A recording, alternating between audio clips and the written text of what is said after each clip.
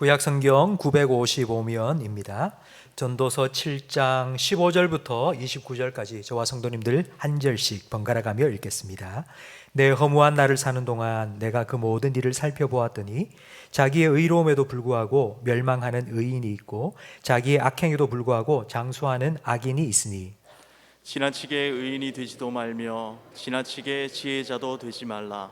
어찌하여 스스로 패망하게 하겠느냐. 지나치게 악인이 되지도 말며 지나치게 우매한 자도 되지 말라. 어찌하여 기한 전에 죽으려고 하느냐. 너는 이것도 잡으며 저것에서도 내 손을 놓지 아니하는 것이 좋으니 하나님을 경외하는 자는 이 모든 일에서 벗어날 것임이니라. 지혜가 지혜자를 성읍 가운데 있는 10명의 권력자들보다 더 능력이 있게 하느니라. 선을 행하고 전혀 죄를 범하지 아니하는 의인은 세상에 없기 때문이로다. 또한 사람들이 하는 모든 말에 내 마음을 두지 말라. 그리하면 내 종이 너를 저주하는 것을 듣지 아니하리라. 너도 가끔 사람을 저주하였다는 것을 내 마음도 알고 있느니라. 내가 이 모든 것을 지혜로 시험하며 스스로 이르기를 내가 지혜자가 되리라 하였으나 지혜가 나를 멀리 하였도다. 이미 있는 것은 멀고 또 깊고 깊도다. 누가 능히 통달하랴. 내가 돌이켜 전심으로 지혜와 명철을 살피고 연구하여 악한 것이 얼마나 어리석은 것이요 어리석은 것이 얼마나 미친 것인 줄을 알고자 하였더니 마음은 올무와 금을 같고 손은 보승 같은 여인은 사망보다 더 쓰다는 사실을 내가 알아내었도다. 그러므로 하나님을 기쁘게 하는 자는 그 여인을 피하려니와 죄인은 그 여인에게 붙잡히리로다. 전도자가 이르되 보라 내가 낱낱이 살펴 그 이치를 연구하여 이것을 깨달았노라. 내 마음이 계속 찾아보았으나 아직도 찾지 못한 것이 이것이라. 천 사람 가운데서 한 사람을 내가 찾았으나 이 모든 사람들 중에서 여자는 한 사람도 찾지 못하였느니라. 함께 읽습니다. 내가 깨달은 것은 오직 이것이라. 곧 하나님은 사람을 정직하게 지으셨으나 사람이 많은 꾀들을 낸 것이니라. 아멘. 어떤 사람이 델포이 신전에 가서 지금 이 시대에 가장 지혜로운 사람이 누군지를 물어봤습니다. 근데 신탁이 내렸는데 가장 지혜로운 사람은 소크라테스다라는 신탁이 내려온 겁니다. 그래서 그 사람이 소크라테스를 찾아갔습니다. 당신의 지혜를 좀 배우고 싶습니다. 그러자 소크라테스가 이렇게 말합니다. 나는 아는 것보다 모르는 게 훨씬 많습니다. 그러자 그 사람은 그런데 왜 소크라테스가 제일 지혜로운 사람이라고 신탁에 내렸지? 이게 뭐야? 라고 생각을 했습니다. 그러자 소크라테스가 자기가 아는 것보다 모르는 게 많다는 것이 무슨 의미인지를 설명해 줍니다. 지식에는 세 단계가 있는데 첫 번째 단계는 자기가 무엇을 모르는지도 모르고 살아가는 상태입니다. 자기가 뭘 모르는지를 모르기 때문에 자기가 다 안다고 생각합니다. 자기가 세상에서 제일 잘난 사람이고 똑똑한 사람이라고 생각하며 사는 거의 세상의 모든 사람들이 바로 이 단계에 머물러 있다는 겁니다. 그런데 소크라테스는 내가 뭘 모르는지 하나씩 깨닫게 되었다고. 그래서 소크라테스가 아주 유명한 말을 했죠. 무엇을 알라? 예, 감사합니다. 너 자신을 알라. 그러니까 너 자신을 알아라 이 말은 네가 뭘 모르는지 좀 알아라. 거기서부터 지식이 시작된다는 의미입니다. 오늘 우리가 함께 읽은 본문 말씀은 우리가 행복하게 살기 위해서 필요한 지혜에 대해서 말씀해 주고 있습니다. 근데 그 지혜는 우리가 지금 살아가고 있는 것에 더해서 이거 해라 저거 해라 그러면 더 행복해질 거다 그런 게 아니고요. 우리가 뭘 모르는지를 아는 지혜가 있어야지 행복해진다고 우리에게 가르쳐 주고 있습니다. 그 첫 번째가 15절 이하에 나오는데 15절 이하에 보면 그 첫 번째 우리가 모른다는 것을 아는 지혜, 그것은 바로 세상 속에 살아가면서 우리는 선악을 모른다는 것을 알아야지 행복하게 살 수 있다고 말씀해 줍니다. 15절 말씀을 보십시오. 내 허무한 날을 사는 동안 내가 그 모든 일을 살펴보았더니 자기의 의로움에도 불구하고 멸망하는 의인이 있고 자기의 악행에도 불구하고 장수하는 악인이 있다고 말합니다. 여러분, 지난주 주일 설교 혹시 기억나십니까? 여백을 채우시는 하나님의 은혜에 대해서 제가 말씀을 나누었죠. 기억나십니까? 우리 인생은 선택입니다. 한쪽을 선택하면 한쪽은 여백이 됩니다. 근데 그 여백을 내가 돈으로, 그리고 다른 사람으로부터 칭찬을 받고 명예를 얻는 것으로 내가 계속 채우려고 하는 것, 그것은 바닷물, 소금물을 마시는 것 같습니다. 그 갈증이 해소되지가 않습니다. 근데 그 여백을 하나님께서 채워주셔야 합니다. 그래서 하나님께서 여러분의 삶의 여백을 하나님의 은혜로 채워주실 줄로 믿습니다. 그러니까 여러분 다 아멘 하셨어요. 그렇게 한 주간 사셨죠? 근데 한 주간 어떻게 사셨어요? 한 주간 살아오시면서 정말 세상이 너무 행복하다 그렇게 사셨습니까? 15절 말씀해 보니 솔로몬은 그걸 깨달았는데도 불구하고 살아보니 정말 의롭게 사는 사람이 망하고 죄짓고 악을 행하는 자들이 잘 되는 걸 본 겁니다. 의인의 고통과 악인의 형통을 세상에서 봤습니다. 실제로 우리가 살아가고 있는 이 세상도 그렇다고 생각되지 않습니까? 한 가지 예를 들면 지금 집값이 천정부지로 뛰고 있습니다. 그냥 우리 같은 보통 사람들이 평생 40년, 50년 직장 생활을 해서 한 푼도 안 쓰고 모아도 40년 모아도 집 한 채를 살까 말까 할 그런 수준이 되었습니다. 그러자 지금 이 시대를 살아가고 있는 많은 청년들이 3포 세대가 되고 5포 세대가 됩니다. 연애, 결혼, 출산 다 포기하고 집 사려고 모으는 돈, 어차피 못 살 거, 그러면서 그거 가지고 고급 승용차, 외제 7천만 원, 8천만 원짜리 하는 차를 사가 그거 타고 다닙니다. 그리고 여행 가고 흥청망청 쓰면서 삽니다. 저는 오늘 이 말씀을 묵상하면서 정말 놀라운 게요, 3,000년 전에 솔로몬이 쓴 이 전도서가 어떻게 오늘 이 시대를 그대로 반영하고 있는지 너무 똑같은 거예요. 사람 사는 게 3,000년 전이나 100년 후, 1,000년 후나 똑같은 겁니다. 이게 바로 성경이 말하고 있는 진리입니다. 이런 삶을, 이런 세상을 바라보면서 사람들은 이런 생각을 하는 거예요. 16절, 17절 말씀에 지나치게 의인도 되지 말고 지나치게 악인도 되지 말자. 그냥 하루하루 대충 되는 대로 그냥 될 대로 되라 식으로 살자라고 생각을 하게 됩니다. 이게 다 세상이 다 잘못돼서 그렇다고. 나는 열심히 살려고 했는데 이거 세상이 다 잘못돼서 그런 거라고 우리는 생각을 합니다. 근데 여러분, 생각이 세상이 잘못된 게 아니라 그런 생각 자체가 잘못된 것입니다. 15절 말씀에 내 허무한 날을 사는 동안 누가 이 모든 일을 살펴보았죠? 누가 살펴보았습니까? 15절 말씀을 우리 다 함께 읽겠습니다. 내 허무한 날을 사는 동안 누가요? 내가. 지금 내가 세상을 보고 판단하고 결정을 내린 겁니다. 세상은 살만한 곳이 못 돼. 세상은 의인이 망하고 악인이 잘 되는 곳이야 라고 판단한 것입니다. 여러분, 내가 보기에 라는 이 출발점부터 잘못된 것입니다. 세상이 왜 이렇게 불공평하지? 세상이 왜 이렇게 잘못됐지? 그 이유는요, 내가 세상을 바라보는 그 시선 속에 하나님이 보이지 않기 때문입니다. 니체라는 철학자는 신은 죽었다라고 말했습니다. 근데 우리는 신은 죽었다는 이 말을 잘 알고 있는데요, 그 다음 하는 말이 무엇인지는 모릅니다. 근데 그 다음 하는 말이 훨씬 더 중요합니다. 니체는 이렇게 말했습니다. 신은 죽었다. 왜냐하면 우리가 그 신을 죽였기 때문이다. 사람들이 신을 죽였다는 거예요. 세상 속에서 하나님의 자리를 사람들이 다 빼앗아 버린 거예요.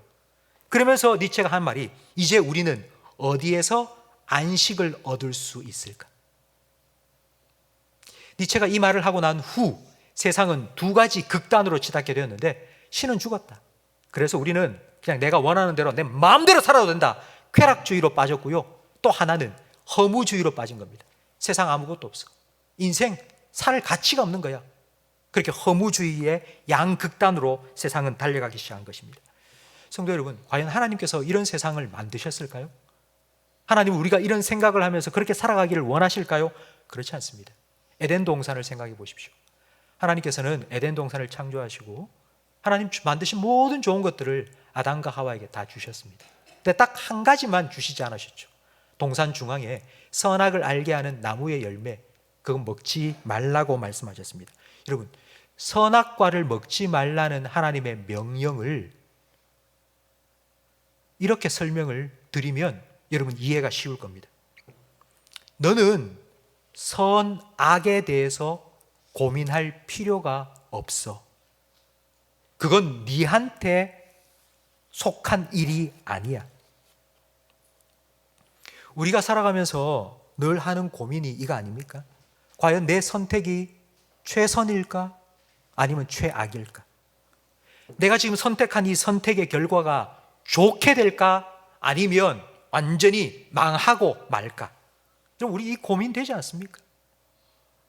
이렇게 고민하며 힘든 삶을 살아가고 있는 우리를 향해서 하나님께서 말씀하십니다. 선악과 손대지 마. 손대지 마. 그건 너의 영역이 아니야. 내일은 네 일이 아니고 내 일이야.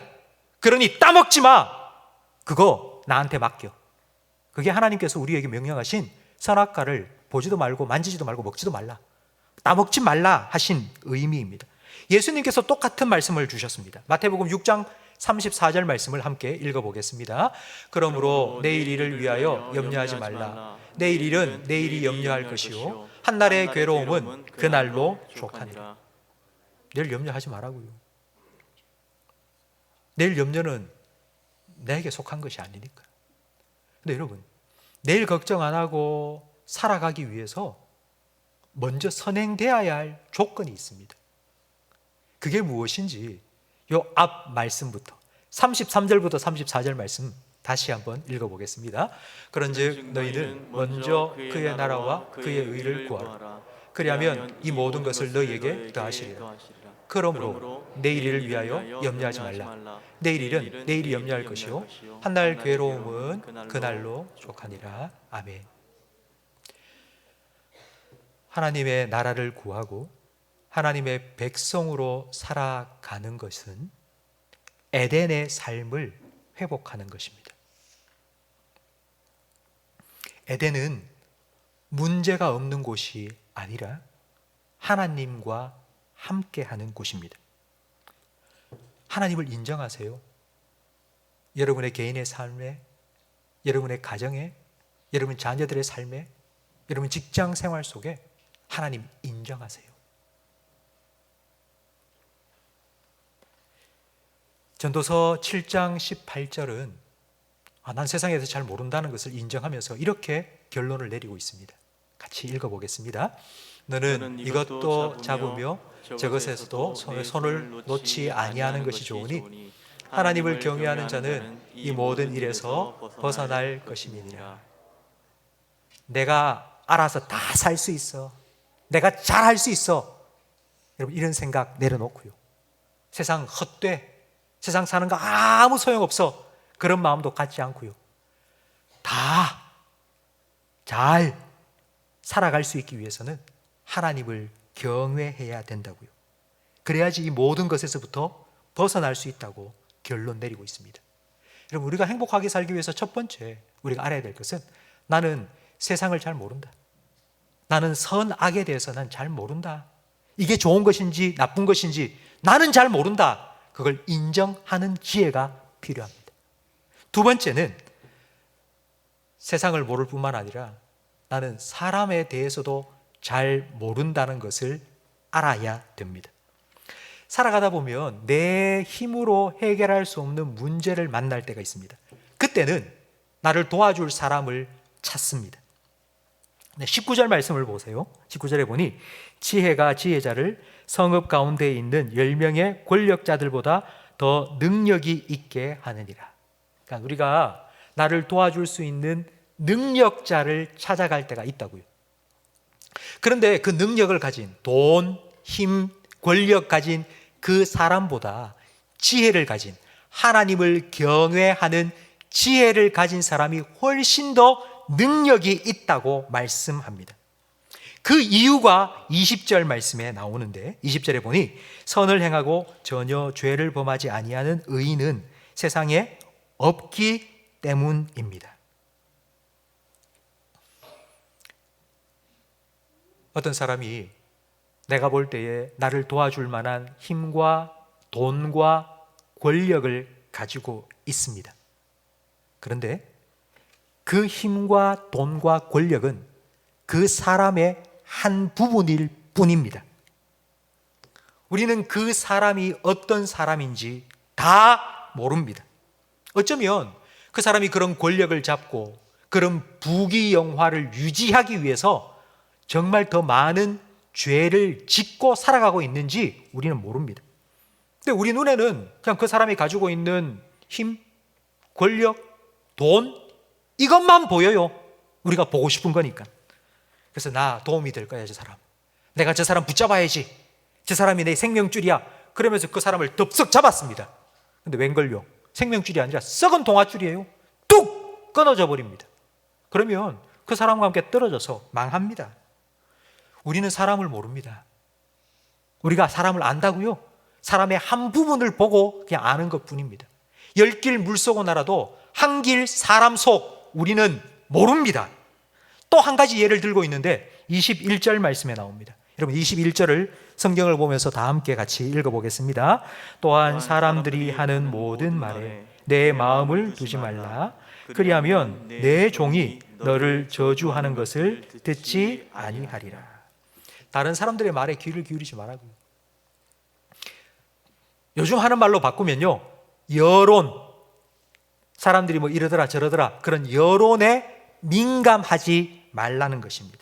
왜냐하면 다른 사람에 대해서 들은 말, 그 말은요, 그 사람의 전부가 아니라 한 부분에 대한 말이기 때문입니다. 사람들은요, 다른 사람에 대해서 한마디를 하는데 그 한마디를 듣고는 그 사람을 판단합니다. 단정 짓습니다. 그 사람은 그런 인간이라고. 한마디 듣고. 그리고 그 사람은 그런 사람이라고 낙인 찍어버립니다. 한 가지만 듣고, 한 가지만 보고. 저는 그래서 사람을 만나는 것보다 하나님을 만나는 게 훨씬 좋습니다. 하나님은 나의 한 모습을 보고 단정 짓지 않으세요. 야, 너는 원래 그런 인간이지? 하나님은 그렇게 말씀 안 하시더라고요. 하나님은 네가 지금은 이 모습이더라도 네가 조금씩 변화되어서 하나님 아들의 형상을 닮을 그런 사람으로 바뀔 거라고 난 기대한다고. 하나님은 그렇게 말씀하시더라고요. 나 너 기대해. 그리고 그렇게 변화되는 걸 난 기다려 줄 거야. 그리고 그 변화하는 과정 속에 내가 도와줄 거야. 하나님 그렇게 말씀을 하시는 거예요. 그래서 저는 사람의 이야기를 자꾸 들으면서 지친 분들이 혹시라도 있다면 여러분 하나님 말씀에 귀 기울이세요. 하나님께서는 여러분에 대해서 소망을 주세요. 여러분을 기대하시고요. 하나님은 여러분을 도와주시겠다고 약속하셨으니까요. 사람들이 하는 말 들어보세요. 지금까지 여러분 많은 말들을 들으셨을 텐데 사람들이 하는 말 들으면 다른 사람에 대해서 하는 말 중에 그 사람에 대해 좋은 말이 많습니까? 아니면 나쁜 말이 많습니까? 지금까지 여러분이 들었던 말들 중에 다른 사람에 대한 말들 좋은 말이 많습니까? 나쁜 말이 많습니까? 저는 지금까지 들은 말들 중에 좋은 말보다 나쁜 말, 그 사람에 대해서 안 좋은 말을 훨씬 더 많이 들은 것 같습니다. 왜 그럴까요? 왜 좋은 말 안 해주고 왜 상대방에 대해서 나쁜 말을 자꾸 하는 걸까요? 그게 인간입니다. 그게 인간의 본성입니다. 앞에서 아우 잘한다고 칭찬하던 사람 딱 뒤를 돌아서면요 쉽습니다. 오늘 나를 그렇게 좋아해 주던 사람이 내일 미워하고 그 사람 때문에 너무너무 힘들게 될 수 있습니다. 여러분 이게 인간입니다. 사람의 본성이 이렇다는 것을 이해하지 못하면 우리는 만남에 있어서 계속 실망하고 상처로 얼룩질 수밖에 없습니다. 그래서 오늘 21절 말씀에 이렇게 말합니다. 야, 다른 사람이 하는 말 마음에 두지 마. 한쪽 귀로 듣고 한쪽 귀로 흘려. 그거 마음에 꽁 하고 담아두지 마. 여러분, 혹시 지금까지 살아오시면서 다른 사람이 여러분에 대해서 안 좋은 말 하고 다닌다는 얘기 들으신 적 있습니까? 누가 이런 말 하더라, 너에 대해서. 누가 너 이렇다더라. 그런 얘기를 들었다. 그럼 여러분 어떻게 하십니까? 누가 그래? 그러면서 여러분 탐정이 되시죠? 꼬치꼬치 깨물어서 누구한테 들었어? 누구한테 들었어? 여러분 그렇게 할 필요 없습니다. 따지지 마세요. 그냥 그러려니 하고 넘어가세요. 사람 다 그런 거라고. 괜히 그런데 신경 쓰지 마시고 에너지 쏟지 마시고 남 미워하고 그러면서 죄 짓지 마시고 그냥 그게 인간이구나. 사람들 다 그렇구나 라고 생각하고 넘어가라고요. 22절 말씀을 보세요. 이렇게 말합니다. 너도 가끔 사람을 저주하였다는 것을 내 마음도 알고 있느니라. 나도 그랬는데, 나도 다른 사람한테 누구 얘기를 할 때에 좋은 얘기, 그 사람 좋더라 이런 얘기보다 그 사람이 뭐 어떻니 저떻니 안 좋은 얘기 나도 많이 했는데, 그게 인간이라는 걸 성경은 말씀해 주고 있습니다. 성도 여러분, 우리는 사람을 모릅니다. 그런데요, 하나님은 사람을 아십니다.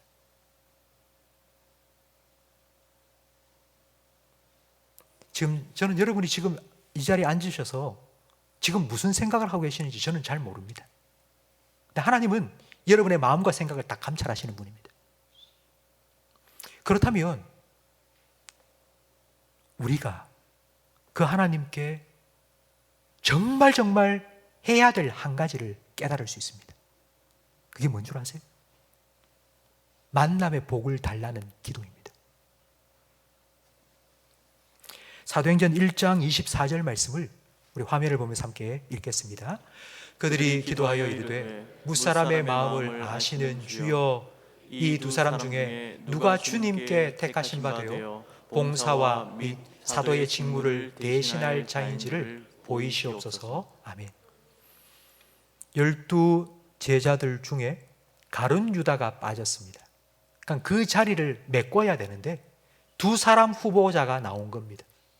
두 사람 중에 한 사람을 선택해야 됩니다. 근데 그 선택하기 전에 모든 초대교회 성도들이 기도하는 거예요. 뭐라고 기도하느냐? 무사람의 마음을 아시는 주님, 우리는 모릅니다. 이 두 사람 중에 누가 더 잘 알지, 누가 택한 사람인지 우리는 모릅니다. 그러나 주님 아시지 않습니까? 그러니 주님께서 보여주십시오. 선택해 주십시오. 택해 주십시오. 여러분 자신을 위해서 좋은 만남의 복을 달라고 기도하는 것뿐만 아니라 여러분 특별히 여러분 자녀들 위해서 늘 기도하시죠. 지금도 하나님 만남의 복을 달라고, 좋은 선생님, 좋은 친구, 좋은 배우자 하나님 만나게 해달라고 여러분 기도하십시오. 어쩌면은 기도 중에 가장 많이 해야 될 기도가 바로 이 만남의 복을 달라는 기도입니다. 하나님께서 여러분이 자녀를 위해서 기도하는 그 기도에 반드시 응답해 주실 줄로 믿습니다. 하나님께서 만남의 복을 여러분과 여러분 자녀에게 주시기를 주님의 이름으로 축원합니다. 세 번째, 우리가 세상도 모르고 난 선악도 잘 모르고 사람에 대해서 잘 모릅니다. 그 다음 세 번째, 우리가 무엇을 모르는지 알아야 되냐면 바로 나 자신입니다. 나는 나 자신에 대해서도 나는 잘 모릅니다. 이걸 인정해야지 우리는 행복한 삶을 살아갈 수 있습니다. 솔로몬은 왕입니다. 왕이 되고 그는 하나님께 기도해서 지혜를 받았습니다. 권력, 재물, 지혜, 솔로몬은 모든 것을 다 가진 사람입니다. 그래서 솔로몬은 자신만만했습니다. 야, 인생 그까짓 거 내가 한번 다 파헤쳐 볼게. 뭐 인생이 어려워? 뭐 그게 뭐가 어려워? 내가 한번 부딪혀 볼게. 내가 낱낱이 파헤쳐서 내가 다 알려줄게. 난 지혜가 있으니까, 나는 젊으니까, 난 믿음 좋으니까, 난 능력이 있으니까 그까짓 것 내가 다 해결할 수 있어. 인생의 어떤 문제라도 다 해결할 거라는 그런 자신만만 했습니다, 솔로몬. 그러면서 인생을 파헤치는데 인생의 좋은 부분만이 아니라 인생의 그늘진 부분, 죄와 악에 대해서도 내가 낱낱이 알아보고 지혜를 얻을 거라고 생각을 했습니다. 그럼 그게 25절입니다. 25절을 보세요. 내가 돌이켜 전심으로 지혜와 명철을 살피고 연구하여 악한 것이 얼마나 어리석은 것이요 어리석은 것이 얼마나 미친 것인 줄을 알고자 하였더니. 무슨 말인지 이해가 되시죠? 나는 지혜가 있으니까 죄에 푹 빠졌어도 그 안에서 지혜만 쏙 얻을 수 있어. 나는 괜찮아 라고 그 속으로 뛰어 들어갔다는 말입니다.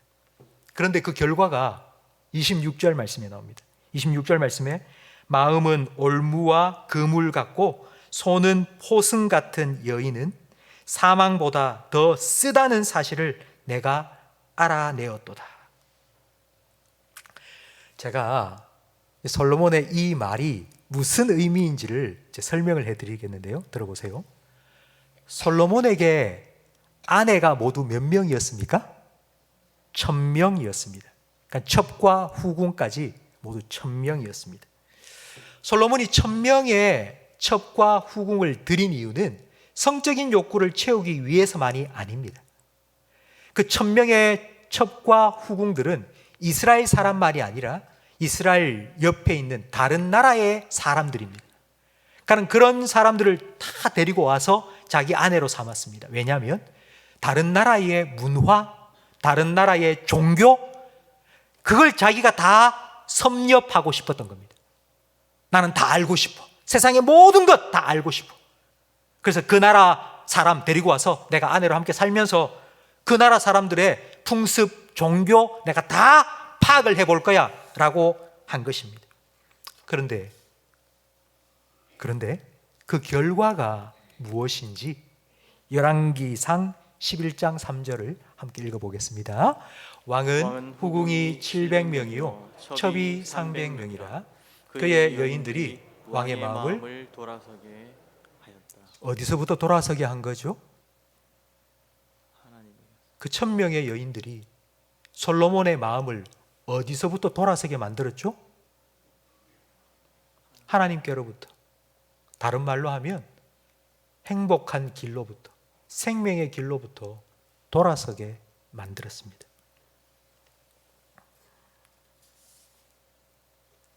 그래서 솔로몬은 26절 하반절에 이렇게 말합니다. 그러므로 하나님을 기쁘게 하는 자는 그 여인을 피하려니와 죄인은 그 여인에게 붙잡히리로다. 보디발의 아내가 나와 함께 침실로 가자 하고 요셉을 꼭 붙잡았을 때 요셉은 옷을 벗어두고 도망갔습니다. 그러니까 솔로몬이 이걸 깨달은 거예요. 내가 똑똑하다고, 내가 지혜롭다고, 내가 능력이 있다고, 내가 모든 것 다 이겨낼 수 있다고? 아니야. 나도 도망쳤어야 돼. 나도 이러면 안 되는 거였어. 내가 어리석었어. 나도 한갓 인간일 뿐이야. 이걸 솔로몬이 깨달은 겁니다. 그러면서 솔로몬은 28절에 이런 고백을 합니다. 28절에 보니 내 마음이 계속 찾아보았으나 아직도 찾지 못한 것이 이것이다. 1000사람 중에 한 사람을 내가 찾았지만 이 모든 사람들 중에서 여자는 한 사람도 찾지 못하였다. 1000명이나 되는 아내를 데리고 살면서도 내가 찾는 그런 지혜로운 여인을 한 명도 만날 수 없었다고 말하고 있습니다. 이걸 보면 솔로몬은 이거 남녀 차별하는 거 아닌가? 어떻게 이런 말씀이 성경에 기록되어 있지? 이런 생각을 가질 수 있는데요. 지금 솔로몬이 하는 말은 이런 뜻입니다. 남녀 차별에 관한 말씀이 아니고요.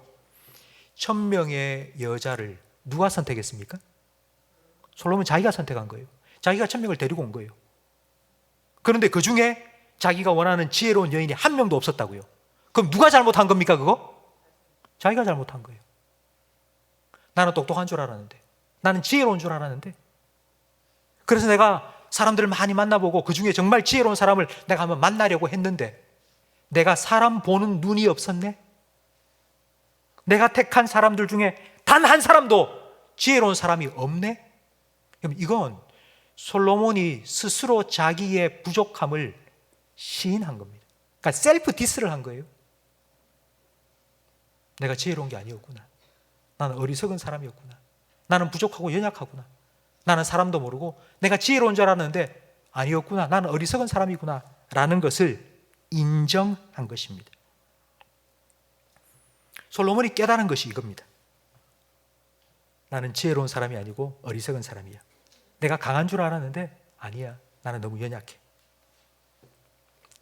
이걸 29절 말씀에 솔로몬이 말하고 있습니다.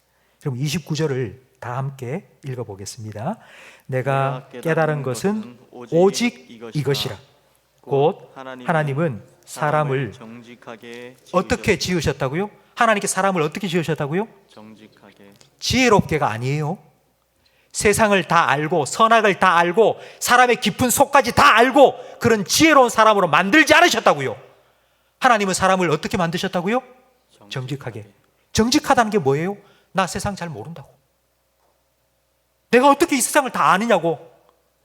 내일 일 무엇이 좋고 무엇이 나쁜지 난 모른다고. 내가 지금 만나고 있는 사람, 내가 어떻게 그 사람을 다 알겠느냐고. 나도 나를 모르는데. 그게 정직한 거예요. 그게 하나님 앞에서, 다른 사람 앞에서, 그리고 나 자신에게 그게 정직한 거라고요. 하나님은 그렇게 만드셨어요, 사람을. 그런데 왜 세상이 이렇게 됐죠? 왜 내 삶이 행복하지 못한 거죠? 그 이유는 사람이 많은 꾀를 내었기 때문입니다. 사람이 많은 꾀를 내었다는 건요, 내 생각, 내 판단으로 산다는 말이고요. 다른 말로 하면 선악과를 따먹은 거예요. 내가 알아서 할게요. 내가 내 인생 알아서 할 테니까요. 내가 판단한 대로 내가 결정할 거고요. 내가 결정한 것에 대해서 내가 책임질 거예요. 여러분, 내가 판단해서 결정을 하고 그 결정에 책임을 지는 삶을 살아간다면 과연 그 삶이 행복할까요? 아니면 불행할까요?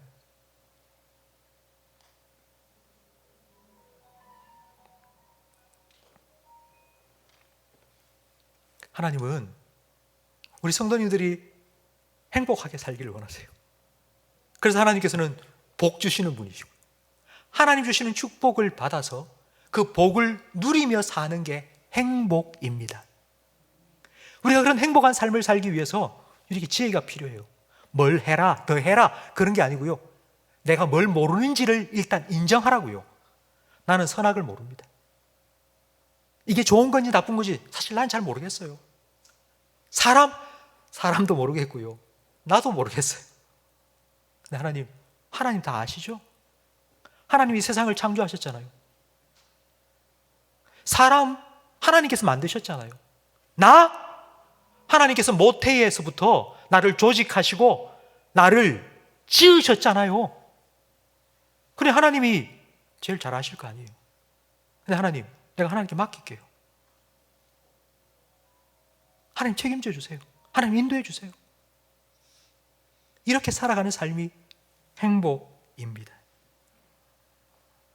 성도 여러분, 우리 믿음의 조상 아브라함의 삶을 생각해 보십시오. 아브라함은 하나님께서 어디로 가라 목적지를 미리 말씀해 주지 않으셨습니다. 아브라함은 하나님이 이렇게 말씀하셨죠. 지시할 땅으로 가라. 그러면 아브라함이 아침에 일어나면 해야 될 일이 한 가지가 있습니다. 그게 뭔가 하면 하나님께 물어보는 겁니다. 하나님, 오늘은 내가 어디로 갈까요? 지시할 땅으로 가라고 했으니까 하나님 지시해 주세요. 아침에 일어나면 물어보는 거예요. 오늘 어디로 갈까요? 하나님께서 그날은 어디로 가라 하시면 거기 따라가면 돼요. 근데 하나님이 그날 아무 말씀 안 하세요. 아무 말씀 안 하시는 날은 어떻게 하면 될까요? 그냥 거기 머물러서 거기 사는 대로 살면 돼요. 그게 믿음의 조상 아브라함이 우리에게 보여준 믿음의 원조입니다. 하나님께서는 그와 같은 믿음을 우리에게 요구하시는 거예요. 왜? 우리가 행복하게 살기를 원하시니까. 선악과 따먹지 말고, 네가 하나님 노릇하지 말고 하나님께 네 삶을 맡기라고. 왜? 하나님은 세상을 창조하신 분이고 사람을 만드신 분이고 나를 지으신 분이기 때문에 내 모든 것 다 아시는 분이기 때문에. 그래서 하나님께서는 우리의 삶을 인도해 주시기 위해서 우리에게 목자를 보내주셨습니다. 하나님께서 우리의 삶을 인도해 주시기 위해서 우리에게 보내주신 목자, 그분이 바로 예수님이십니다. 예수님의 음성에 여러분 귀 기울이세요. 양은 목자의 음성을 아는 고로 그 목자를 따라간다고 요한복음 10장은 말씀하고 있습니다. 사람이 이래저래 말하는 사람의 소리, 여론 그런 데 귀 기울이지 마시고 주님의 음성에 여러분 귀 기울이세요. 잘 들리지 않아요? 그럼 물어보세요. 어떻게 할까요? 어디로 갈까요? 하나님 이쪽으로 갈까요? 아니면 이쪽으로 갈까요? 하나님 이거 할까요? 말까요? 지금 할까요? 아니면 기다릴까요? 물어보고 또 물어보세요. 그러면 주님께서 여러분의 삶을 인도해 주실 겁니다. 반드시 여러분의 삶을 인도해 주실 겁니다. 성도 여러분, 혹시 지금 이 자리에 계신 분들 중에 혹시 이런 마음 가지신 분 계세요? 내가 주님의 음성을 못 들은 지 너무 오래됐습니다. 내가 지금 길을 잃어버렸습니다. 지금 내가 어디 있는지 모르겠습니다. 난 지금 길을 못 찾겠습니다. 난 지금 헤매고 있습니다. 혹시 그런 분 계십니까? 그렇다면 걱정하지 마세요. 예수님께서 잃어버린 한 마리 양을 찾도록 찾으시는 그 목자의 심령으로 여러분 찾아와 주실 거고요. 주님께서 처음 계획하신 바른 길로 여러분을 이끌어 주실 거고요. 그리고 그 길 계속하여 갈 수 있도록 인도해 주실 겁니다. 성도 여러분, 주님의 인도하심을 받고 행복한 삶을 살아가시길 바랍니다. 그러기 위해서는 주님을 인정해야 됩니다. 내가 모르는 게 많습니다. 주님께 내 삶을 다 맡기시고 그 주님의 인도하심을 따라 주님이 준비하신 그 에덴으로, 푸른 초원으로, 쉴만한 물가로 여러분 매일매일 인도받으며 행복한 삶을 살아가시기를 예수 그리스도 이름으로 축복합니다.